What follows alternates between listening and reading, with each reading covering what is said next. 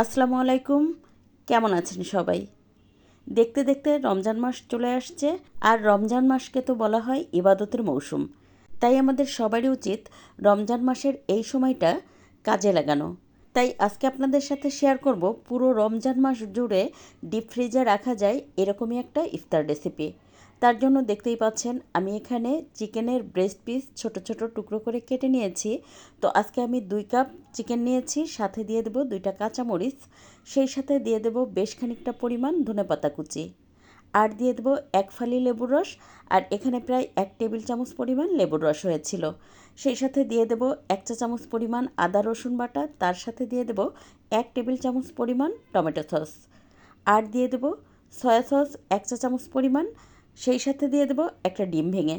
তারপর এটা খুব ভালোভাবে মিহি একটা পেস্ট করে নেব। তো দেখতেই পাচ্ছেন আমার কিন্তু বেশ ভালোভাবে মিহি করে একটা পেস্ট করে নেওয়া হয়ে গেছে। এবার একটা বড় মিক্সিং বোলে এটা নিয়ে নেব। এবার এর মধ্যে দিয়ে দেব 1/4 কাপ পরিমাণ পেঁয়াজ ব্রেস্তা, তার সাথে দিয়ে দেব আধা কাপ পরিমাণ গাজর কুচি, তার সাথে দিয়ে দেব আধা কাপ পরিমাণ বাঁধাকপি কুচি, সাথে দিয়ে দেব ফুলকপি কুচি করে নেওয়া আধা কাপ পরিমাণ। এবার এর মধ্যে দিয়ে দেব 1 চা চামচ পরিমাণ চিলি ফ্লেক্স, 1 চা চামচ পরিমাণ ধনে গুঁড়া, আধা চা চামচ পরিমাণ ভাজা জিরার গুঁড়া, আর দিয়ে দেব আধা চা চামচ পরিমাণ গোলমরিচের গুঁড়া, সেই সাথে দিয়ে দেব স্বাদ মতো লবণ। এবার বাইন্ডিংয়ের জন্য দিয়ে দেব হচ্ছে আধা কাপ পরিমাণ কর্নফ্লাওয়ার। আপনি চাইলে চালের গুঁড়াটাও দিয়ে দিতে পারেন অথবা ময়দাও দিতে পারেন। তারপর খুব ভালোভাবে মেখে নেব। এখানে আপনি চাইলে সবজি বাড়িয়ে কমিয়ে নিতে পারেন। এবার একটা পাত্রে একটা ডিম ভেঙে নেব, সাথে দিয়ে দেব সামান্য একটুখানি লবণ। এবার এর মধ্যে দিয়ে দেব 1 টেবিল চামচ পরিমাণ কর্নফ্লাওয়ার, সাথে 2 টেবিল চামচ পরিমাণ পানি দিয়ে খুব সুন্দর করে এটা গুলিয়ে নেব। এতে করে হয় কি, একটু পাতলা হয় আর হচ্ছে ডিমের পরিমাণটাও কম লাগে। আপনি চাইলে 2টো ডিম দিয়েও করে নিতে পারেন। আর সাথে নিয়েছি এখানে বেশ খানিকটা পরিমাণ ব্রেড ক্রাম্ব।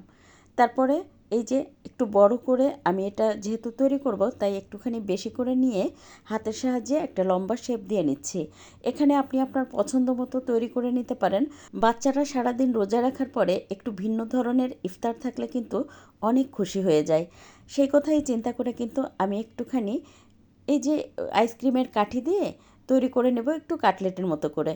তো দেখতেই পাচ্ছেন আমি কিভাবে লম্বা করে নিচ্ছি। এটা আপনি একটু দেখে বুঝে নেবেন। এটা এতটাই সহজ যে কোনো বাচ্চাও এটা তৈরি করে নিতে পারবে। আজকে কতগুলো আমি লম্বা করে তৈরি করে নেব, কতগুলো গোল করে তৈরি করে নেব। ইফতার যেহেতু বাচ্চারাও অনেক পছন্দ করে খায়, তাই কিন্তু ঝালটা আপনারা একান্তই আপনাদের পছন্দ মতো দিয়ে নেবেন। আমি যতটুকু দিলাম অতটুকুই যে আপনাদের দিতে হবে বিষয়টা কিন্তু এরকম না। আপনাদের নিজেদের টেস্টের উপর নির্ভর করে আপনারা ঝালটা অ্যাডজাস্ট করে নেবেন। তো দেখতেই পাচ্ছেন আমি এটা কিভাবে তৈরি করে নিলাম। তো আমি সবগুলো তৈরি করে আপনাদের সাথে শেয়ার করছি। তো এই তো সবগুলো তৈরি করা হয়ে গেছে। এখন এই প্লেটটা ধরে ডিপ ফ্রিজে রেখে দেবো 7-8 ঘন্টার জন্য। আর 2 ঘন্টা পর পর একটুখানি নেড়ে দেবো যেন নিচে লেগে না যায়, আর একটার সাথে একটা যেন লেগে না যায়। তারপরে হচ্ছে আমি এটা বের করে নিয়েছি প্রায় 8 ঘন্টা পরে। তো দেখতেই পাচ্ছেন আমার কিন্তু খুব ভালোভাবে এটা বরফ জমে গেছে। এখন কিন্তু এটা সহজে উঠে আসছে আর একটার সাথে একটা কিন্তু লেগে যাচ্ছে না। আজকের ভিডিও যদি ভালো লাগে তাহলে প্লিজ একটু শেয়ার করে দিবেন, আর একটা লাইক দিয়ে পেজ ফলো করে পাশে থাকবেন। তো তারপরে দেখতেই পাচ্ছেন আজকের আমি এটা সংরক্ষণ করব একটা জিপলক ব্যাগে। আপনি চাইলে কিন্তু একটা এয়ারটাইট বক্সেও রেখে দিতে পারেন।